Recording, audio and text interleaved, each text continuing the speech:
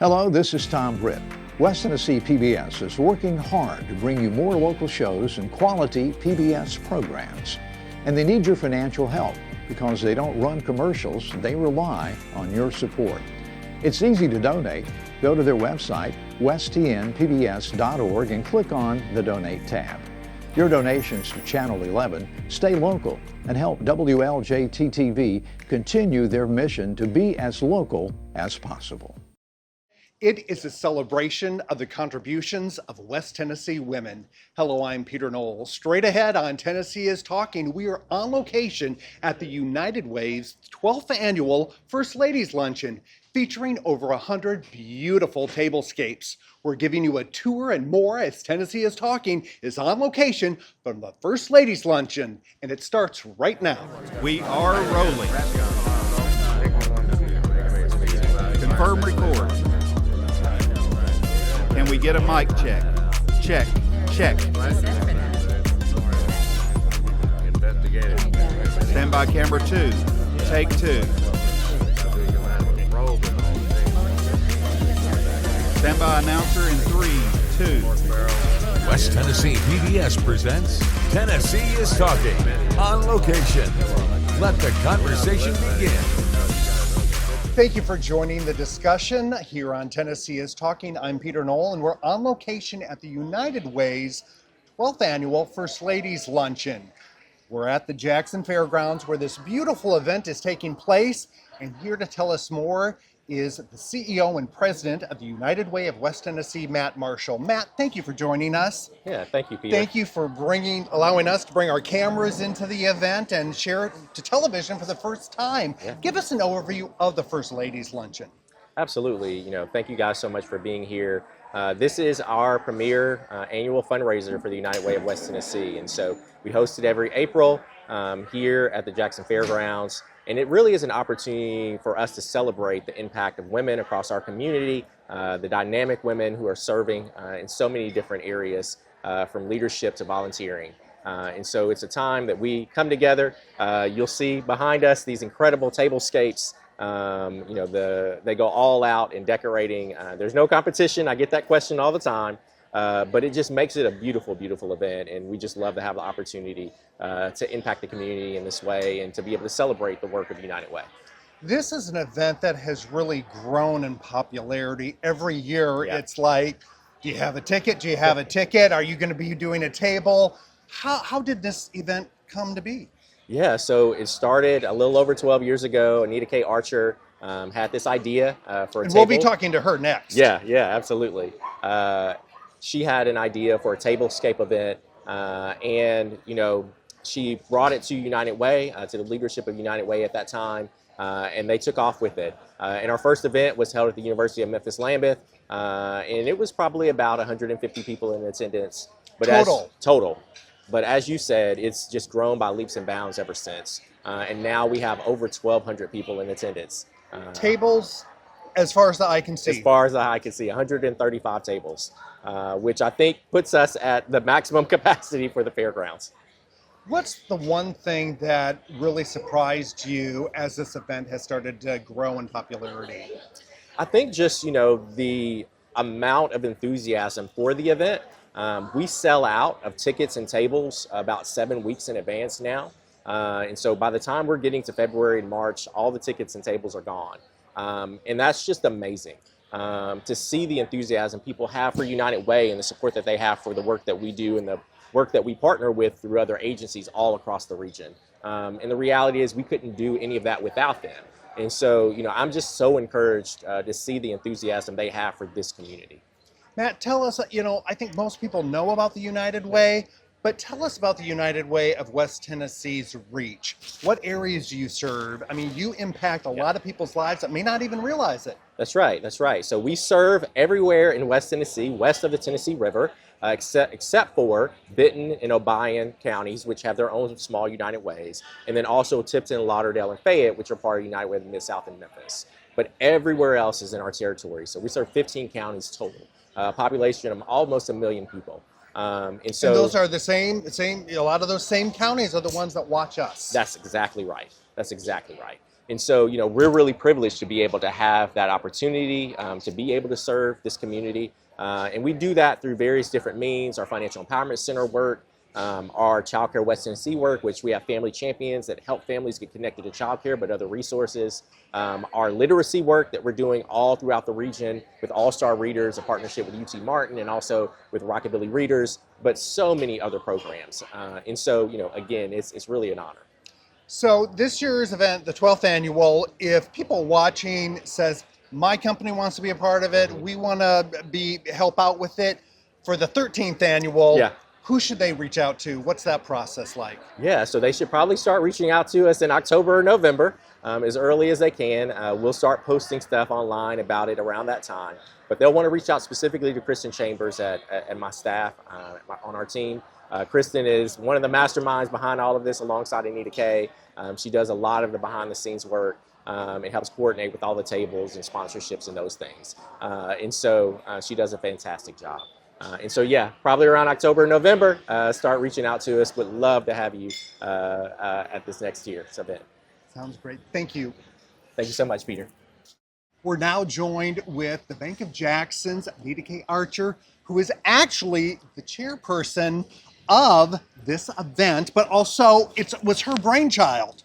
Anita K., congratulations. Thank you so much. The 12th annual, and this event is growing more popular every year. I mean, since I've been in Jackson, since 2018, this is the event that everyone has talked about. Do you have tickets? Are you going? Are you doing a table? It just grows in popularity. Tell us how this idea came to be.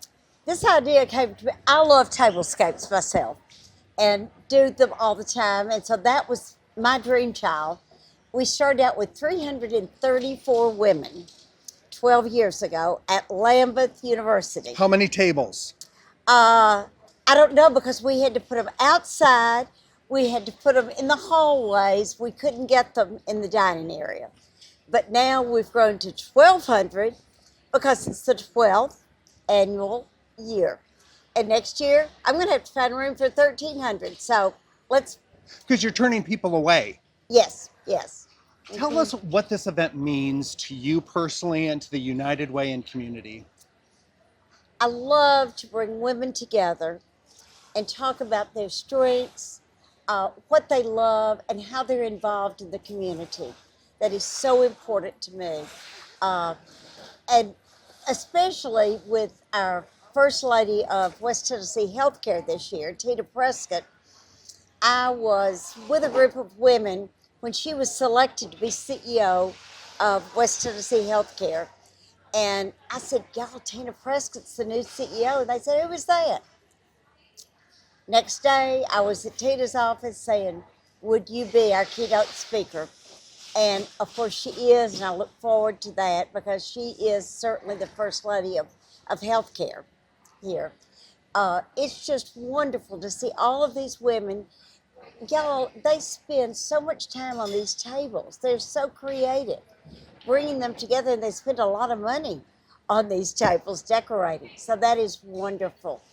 And it means so much for the United Way, because United Way serves 15 counties in West Tennessee, and that's so important because all of the things they do for people in need in those 15 counties. Tell us some of, you don't have to pick a favorite, but what are some of the more elaborate, beautiful of your favorite tablescapes that you've seen over the years? Y'all, they get more elaborate every year. Look at these here, Beauty to the Bone right behind you, how elaborate it is. I couldn't pick out one because they're all 135, so elaborate, wonderful. But to see the women work on them during the week, they've been here since Monday, setting these tables up. It's wonderful. So you said you've always loved tablescapes. Yes. So what is the key to a great tablescape? Flowers. What are your favorite flowers on a table? I couldn't pick one flower. I've done 7 tables here today. You've decorated 7 tables. You've got to be tired, and it's not even noon. I know it. But I love hydrangeas. I love roses, some of the beautiful roses here today. It's just wonderful. Anita Kay, congratulations Thank on having, you. I would say, one of the premier events in Jackson, Thank you. in West Tennessee all Thank year you long. so much. Congratulations, and Thank thank you you, for allowing Peter. us to be here to share this Absolutely. with all I'm of our so viewers. glad you're here. You bet. Good luck. You. Thank you. Let me introduce to you our keynote speaker, my friend Tina Prescott. Let me tell you something about her.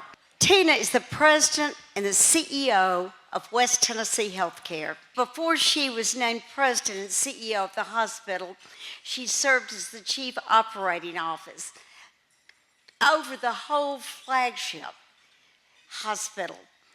Not only do we have Jackson Community, we have 6 community hospitals.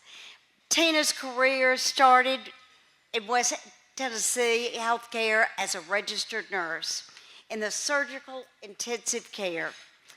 Beyond her professional responsibilities, she's so engaged in the community in many, many areas. She's a local girl at heart, believe you me. She grew up in Middleton, where she developed a strong work ethic, resilience, and community spirit that continue to drive her today. But most of all, she is the mother of 3 children. So, Tina, thank you so very much for being our keynote speaker for the First Ladies Luncheon. Thank you. Thank you so much. It's such an honor to be asked, and you don't say no to Anita Kay, right? For sure. No, truly an honor. Good afternoon. She did a great job of a little bit of who I am and what I do, and so thankful that she recognized my family. I'm going to touch on a few things, but the first thing I want to do is thank a lot of you. She said, as a nurse by background, so to all those that designed the tables, that created these beautiful tablescapes, you did an amazing job. And thank you for that work that we're all enjoying today. I'm a nurse, I'm not that creative, and so I'm in awe of everything that you've designed today. We love it. Thank you to Anita Kay, of course, and the United Way. Thank you for what you do.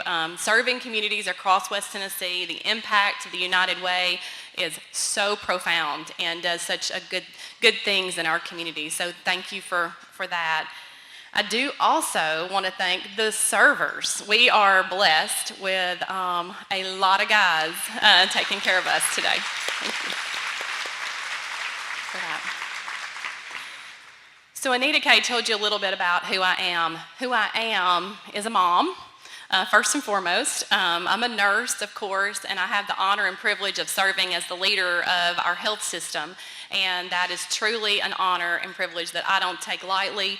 I get to stand on the shoulders of leaders across that health system that will be 75 years old this August.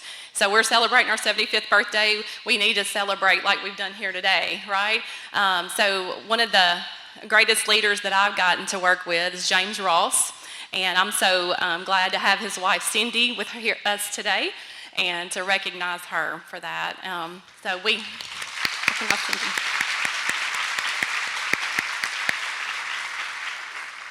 So as we just take a deep breath, I don't know about you, but in the hustle and bustle of life, every once in a while, we girls just have to sit down and take a deep breath every once in a while, right? So I hope that you're able to do that today for just a few moments with me. One of the first things I wanted to talk to you about is a couple of things that I hold dear and near to my heart. I want to talk about faith. So as a president and CEO, I have a wonderful board of trustees, and my chairwoman of the board, Vicki Birch, is also here today. I'm blessed with a wonderful board, like I said. But one of the things that wisdom comes to me, all the wisdom that comes, one of the most impactful things I was told very early on by one of our board members is God first, family second, and then the rest. And so that has really, to have a board that touches you and is just, at your heart of what you do and have them aligned with your life is a blessing to me. So faith, right? Faith's been a central part of my life. I was very blessed to be raised in a Christian home. Very thankful for that, and in Middleton. But I will tell you, that faith is something personal, right? It's not just about being raised in church, which I'm thankful I was, but it's about a personal relationship. And what I wanted to share with you today is some things that matter to me and some things that have touched me. I do feel like there's certain divine intervention that happens across our lives, and we look back even on the difficult times and we see divine intervention. We might have been in a difficult situation, but when you look back, you really see yourself being grown and put in places and circumstances that help you down the road. So even in those difficult times, there's thankfulness for the storms that build you up for the rest of your life. One of the songs, I like music, I can't sing. My daughter just verified that for the whole table that I'm not a singer. But one of the things, I do love music, and one of the songs that touches me, and I wanted to share with you, it's a song called Made for More. And so it says, I know who I am because I know who you are. Speaking of, for me, God. And it's, I should have brought my reading glasses. The cross of salvation was only the start. And so I think that speaks to, all that God's done for us. We're here to do more for him. It says, now I am chosen. And I think that's a neat thing as we celebrate this season, the Easter season that we're in, to know that we were chosen, not only by God to live on this earth, but to do what we are called to do. I know I have a future and it's worth the living.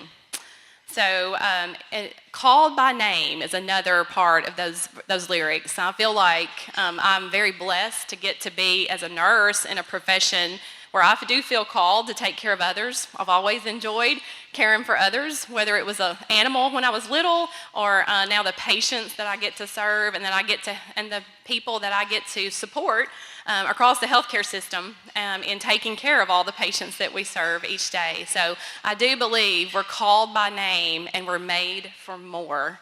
And I know each one of you, we're all made for more.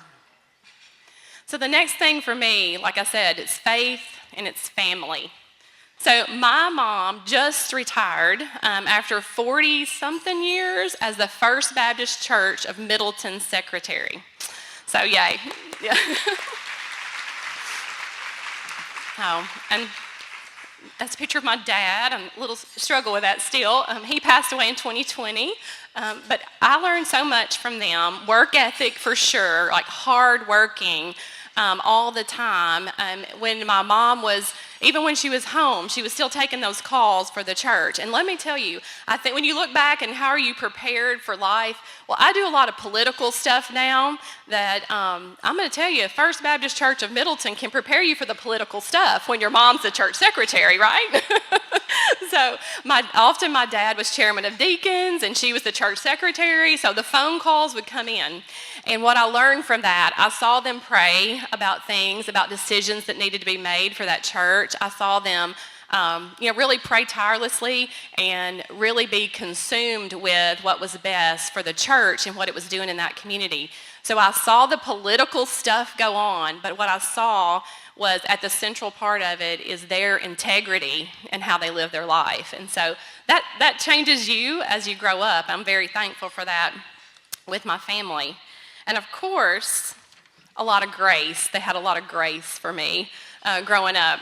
I just recently was talking to my kids, and they informed me that I might not have been the perfect first child that I thought I was. I wasn't. But they did tell me, Grandmama will talk smack about you when you get her to talking. So evidently, my mom's been telling stories as I grew up. So I was not the perfect child. No one is, right? But I do hope that as life has gone on, that I've made them proud and they've hopefully raised me well. So that most important role for me is doing the same thing, to follow my parents' footsteps and raise good kids. That is my most important role in life, and I'm so thankful to get to do that with 3 great kids that make me proud every single day. And when I talk about family, it's also the community you grow up in. Middleton was a wonderful place to grow up. I had wonderful schools right there. I give credit to those teachers that put up with us. And I tell people that I'm a nurse and I love taking care of patients, but if I was a teacher, I would lose my religion by 8:05. So my daughter has been called into that. I feel like she's been called into teaching. And so I told her that I'm very proud because I look back and the math teachers and the science teachers and all the people that invested in me at Middleton really shaped me in my academic career, right, as I grew in the academics. And so she's going to have the opportunity to do that and has a real heart for that. So very excited for elementary education to be part of what she does. So proud mama moment. She's rolling her eyes. So. But family is important, and I encourage you to focus on family and cherish those times. We get so busy as women taking care of everything else, right? Managing the schedule for everyone, managing our own schedule. Sometimes it's nice just to sit with that family and cherish that time. So hold on to that, because when we're gone, I think people won't remember me probably a couple of years, but my kids will, right? My kids will be there. So that's what's important. And then a focus, having a good focus, and that's kind of like a passion, right? And so definitely my passion after my family has been the healthcare system. For 29 years, I've been a nurse, and I'm still a nurse at heart. Every once in a while, they'll let me hang out in the ER, and I'll offer to help. I've offered in our clinics. Sometimes I think it's a little harder now. Some people don't think I'm competent to do that anymore, Teresa. No, but we have to come together. But I will tell you that West Tennessee Healthcare has been such a blessing to me from the moment I started. I fell in love with West Tennessee Healthcare early on because I remember being told, you just take care of the patient. We'll worry about all the business stuff and the insurance later. We take care of everyone regardless of their ability to pay. And that touched me as a nurse coming out of nursing school. I was nervous enough, right? I was trying to take care of patients for the first time without my nursing instructor and from Union. And to know that my job is to take care of the patient and somebody else is figuring out how we make this work. Well, 29 years later, here we are, right? We're figuring that out. So love the business side of healthcare too, and trying to put that puzzle together. And it's a true blessing to be able to be in that role. I do stand on the shoulders of James Ross, and I would not be here if I could not cherish the personal friendship that JR and I shared. But we also worked together in leadership roles for about 17 years. And I know that he kept me from getting fired a few times, and I kept him from getting fired a few times because we're so passionate about what we do. So, but really, JR would really focus and help our team focus. Number one, press on. That was a favorite phrase of his. And then he really focused on perseverance and endurance in those hard times that we all face, right? And so we've faced some hard times as a health system with the loss of JR, and we constantly hear him say, perseverance, endurance, you press on. And so we're thankful for his legacy and definitely thankful for the things he's done for that healthcare system. But just like I said, very much a personal friend. He just showed up when everybody needs him. For everybody, if you knew JR, you were a friend to JR, and so thankful for that. The health system is a passion of mine, of course, and we love taking care of patients across this region. We reach out with our hospitals and our clinics and our outpatient services to try to serve the needs of communities. We want to improve the health of and the well-being of our communities, but and we've been focused on that for a long time. We live in the South where we like a lot of fried foods and a lot of sweet foods, and so we try to educate people about being healthier. And the epitome of, hey, what would be the best case scenario for a patient to meet West Tennessee Healthcare? And that's in our primary care clinics for a annual well visit where you're just getting that checkup, right? We would love that, but we know that that's not how we all live. It's not how I live either. It's hard to do, right? And so we want to be that choice for you. We want to be chosen by our communities as that best place to receive that care. And so we're constantly striving towards that with the quality and safety across the organization. I'm passionate about the people. I'm very passionate about the over 8,200 people that we get to serve with each day. We lay aside a lot of personal stuff that's going on in our lives to just pour in to those patients, families, visitors that are in front of us. And I don't lose sight of that with the team. I truly believe, after 29 years I've seen it, if we focus on the people aspect of healthcare, meaning the team that's giving that care and that patient in front of us, the rest of this stuff takes care of itself. It is about the people. And so we're blessed with over 8,200 people who come to work every day, want to do great things. We're not perfect, and we want to apologize when we're not, because it's humans taking care of humans. But we don't stop trying to be perfect, and that's to the credit of all 8,200. I'm blessed with a great team. I have a lot of the team here across this room that are servers and getting to attend and enjoy this meal. Our executive leadership team, our group of directors and supervisors and all the employees, really, we're just kind of arm in arm go after this, especially over these past 6 months. Very proud of everyone in that. Thankful for my people, right? This is an acronym that I use. It takes a lot to do it takes a lot in life, right? Whether you're doing a job as a president and CEO of one of our organizations across these communities, or whatever you're doing in life, this is needed as a mom. I use this acronym as a mom, but I'm continually pushing for growth, personal growth. One of the things that I'm very proud of in the healthcare system is that we focus on growing from within and career mapping, and just passionate about giving people a chance and educating them and helping them. And so personal growth I think is a key factor in success in life. Resilience, how to handle it when it doesn't go as expected, right? We got to get back up. We got to persevere. We've got to endure. Integrity for me is about being real. You learn a lot of things in life, and I've had a couple of situations, one particular in my life, where you learn that real is rare. It really is. Real is rare.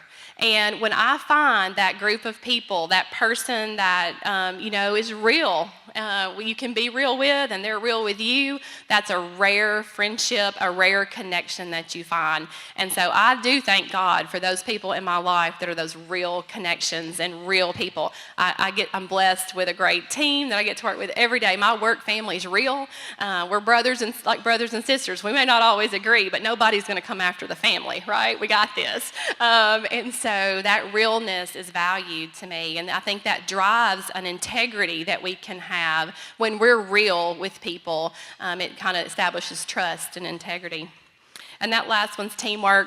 Nothing in life is an individual sport.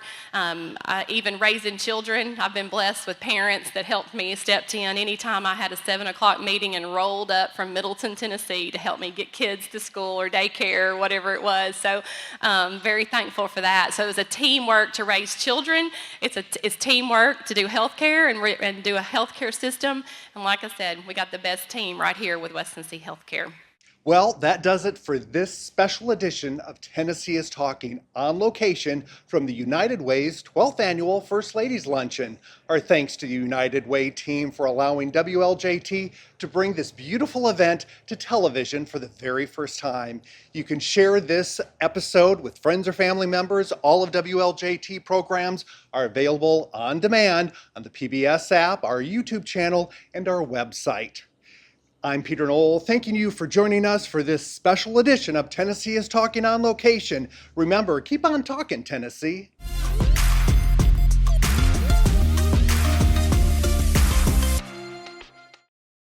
The program you've been watching was made possible through the generous financial support of West Tennessee PBS viewers like you. Please visit westtnpbs.org and make a donation today so that we can continue to make local programs like this possible. Thank you.